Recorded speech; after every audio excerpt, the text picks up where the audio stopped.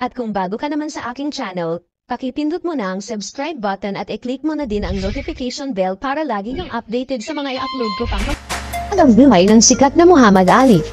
Si Muhammad Ali ay isa sa mga pinakasikat na boxer sa lahat ng. Ang kanyang conversion sa Islam at ang pagdiwas sa gratification ay napalibutan siya ng kontrobersya at kahit na pagkatapon mula sa boxing sa loob ng 3 taon. Sa kabila ng pahina, ang kanyang mabilis na reflexes at strong punches ay tumulong kay Muhammad Ali na maging unang tao sa kasaysayan upang manalo ng pamagat ng heavyweight champion ng 3 beses.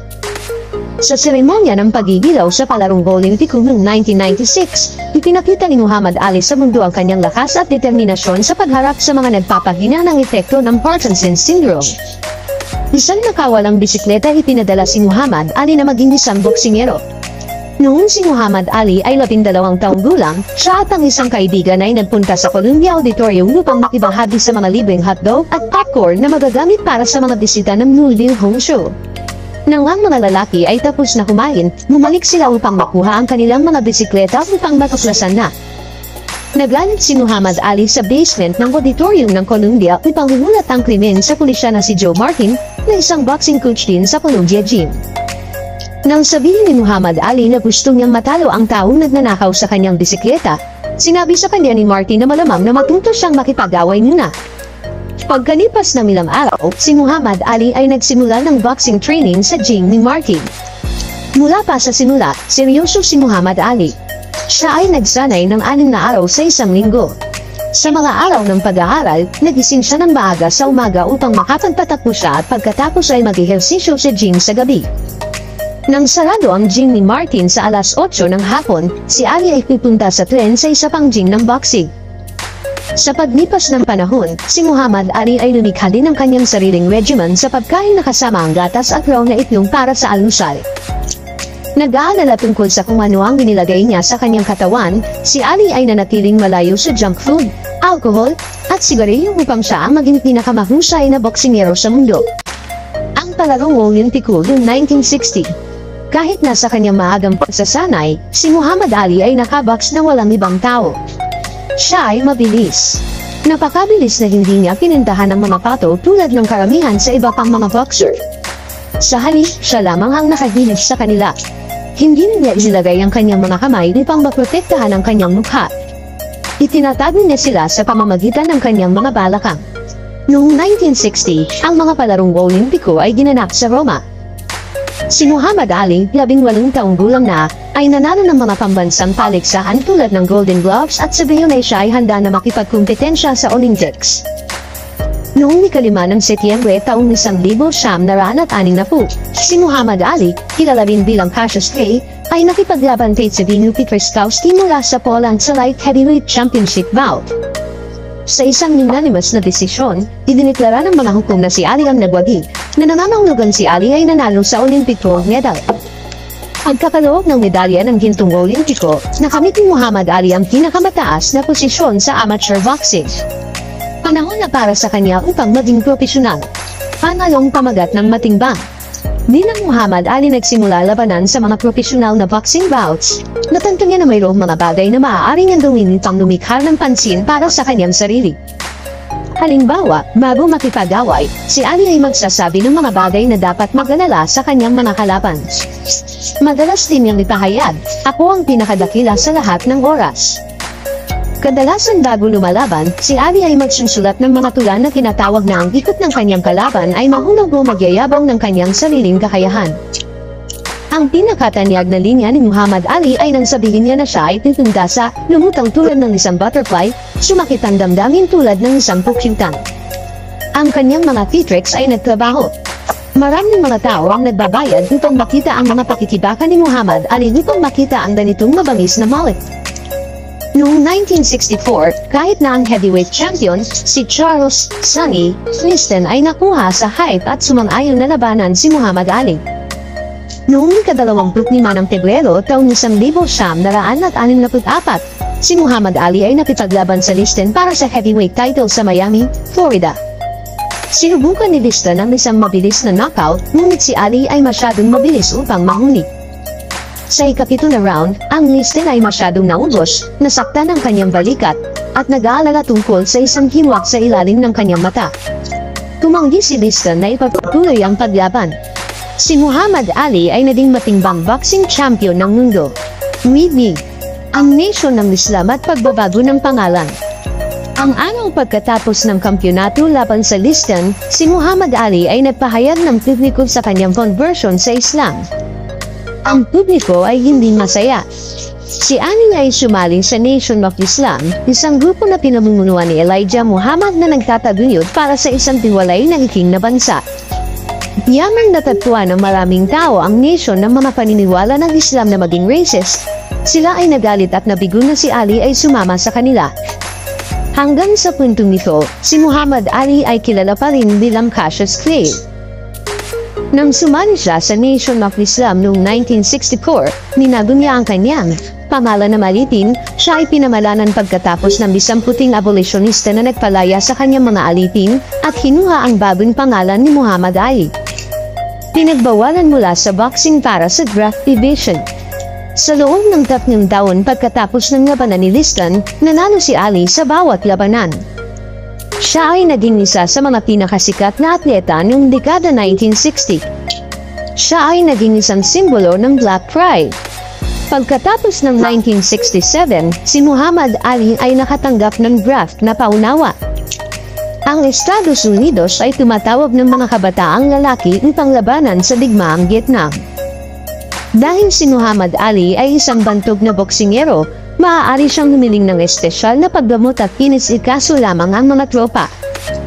Gayunpaman, ang malalim na relihiyosong paniniwala ni Ali ay nagbawal sa pagpatay, kahit nasa digmaan, at kaya tumanggi si Ali. Noong gulo na taong 1947, sinubukan si Muhammad Ali at napatunayang nagkasala ng draft na pagdiwas. Kahit na siya ay multa na $10,000 at sinintensyahan ng 5 taon sa bilangguan, siya ay nanatili sa piyansa habang siya ay nagapila. Gayunman, bilang tugon sa pangalit gusto sa publiko, si Muhammad Ali ay pinagbawalan mula sa boxing at hinubere ng kanyang titulo sa heavyweight. Sa loob ng 3.5 taon, si Muhammad Ali ay desterrado mula sa profesional na boxing. Habang nanunood ang iba na claim ang matimbang pamagat, Ali lectured sa buong bansa upang kumita ng pera. Bumalik sa ring. Noong 1970, ang pangkalahatang pampublikong Amerikano ay naging hindi nasisiyahan sa digmaang Vietnam at sa gayon ay binibuwag ang kanilang galit laban kay Muhammad Ali. Ang pagbabago nito sa opinyon ng publiko ay nangangahulugan na si Muhammad Ali ay muling sumali sa boxing. Pagkatapos ng pakikilahok sa isang exhibit na tugmang noong 2 ng Setyembre taong 1970, si Muhammad Ali ay napipaglaban sa kanyang unang real comeback bout noong 26 ng Oktubre taong 1970 laban sa Jerry Quarry sa Atlanta, Georgia. Sa panahon ng paglaban, si Muhammad Ali ay lumitaw na mas mabagal kaysa sa kanikanyang nakaraan. Bago magsimula ang ika-4 na round, ang manager ng Quarry ay naghagis sa tuwaya.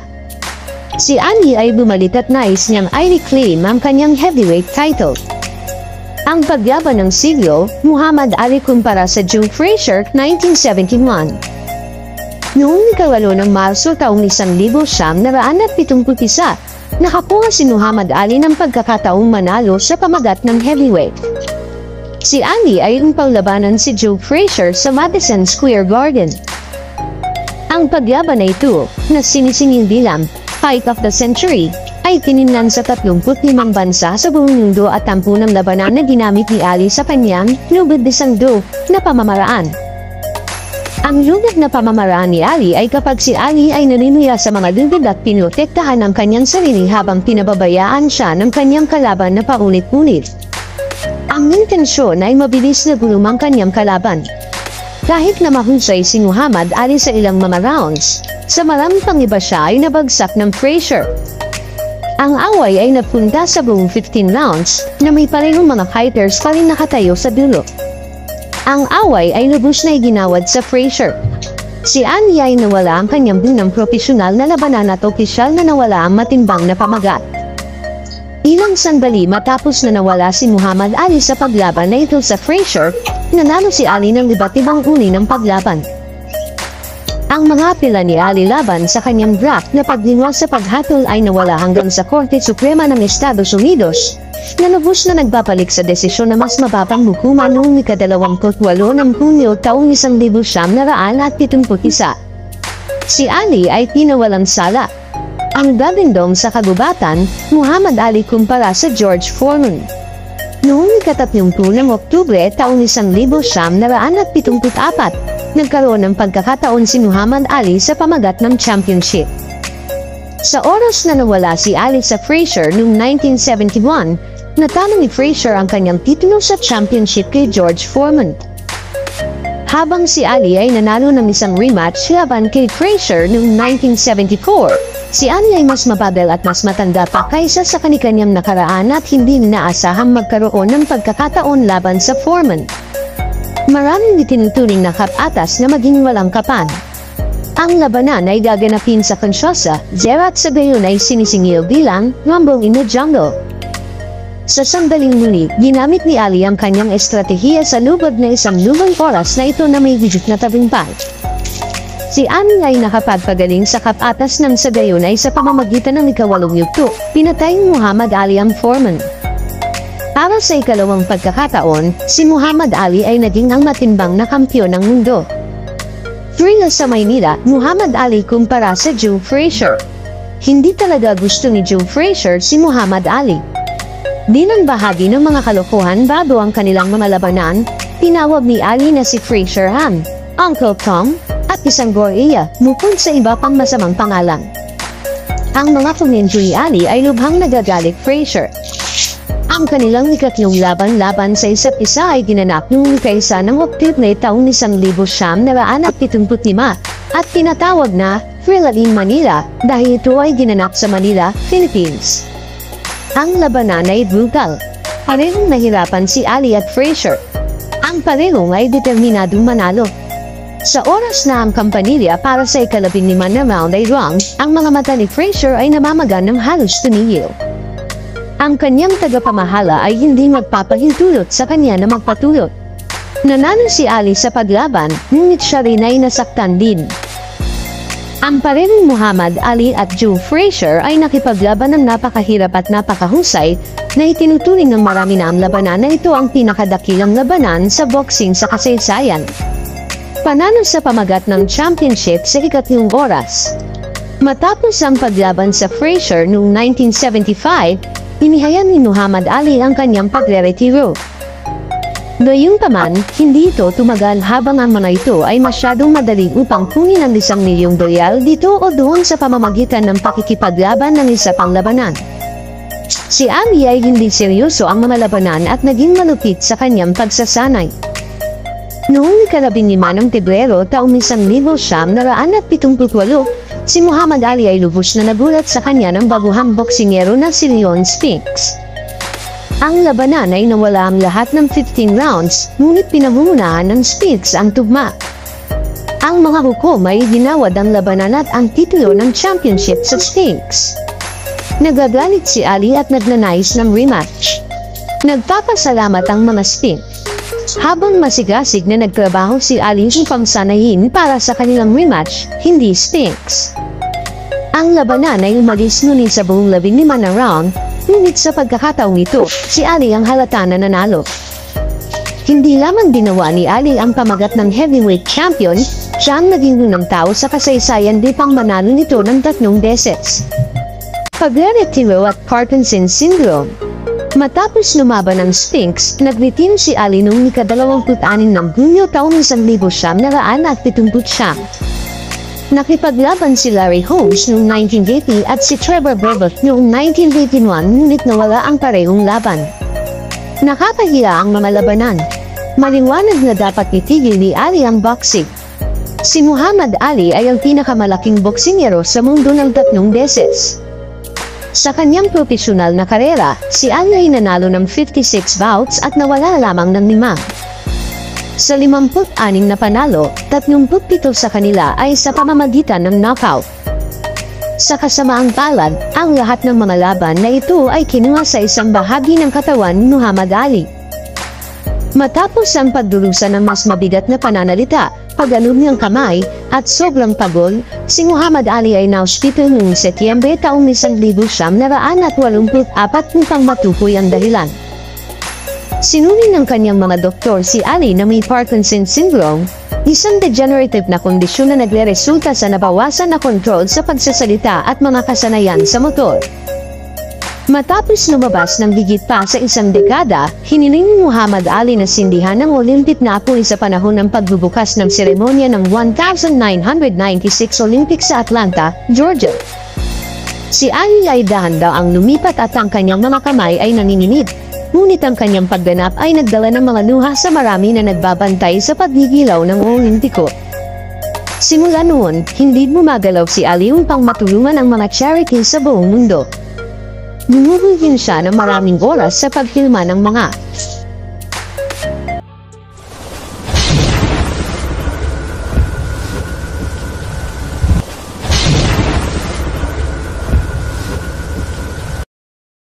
At kung bago ka naman sa aking channel, pakipindot mo na ang subscribe button at i-click mo na din ang notification bell para lagi kang updated sa mga i-upload ko pa.